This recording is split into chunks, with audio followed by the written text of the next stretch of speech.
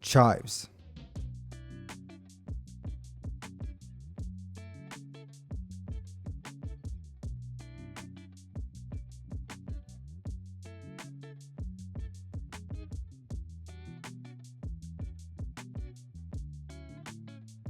So here's our bundle of chives.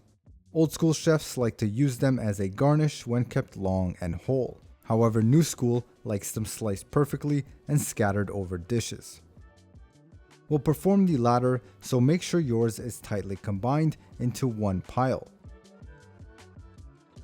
We'll then remove the ends so that we can get a perfect cut.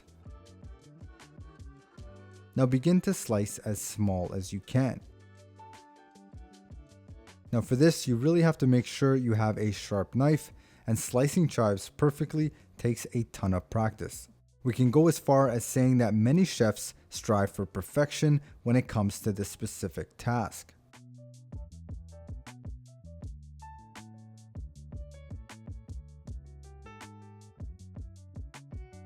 Now up close, this is what you want them to look like.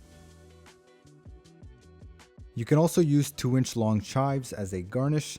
These look great with certain styles of plating. And that is our chives.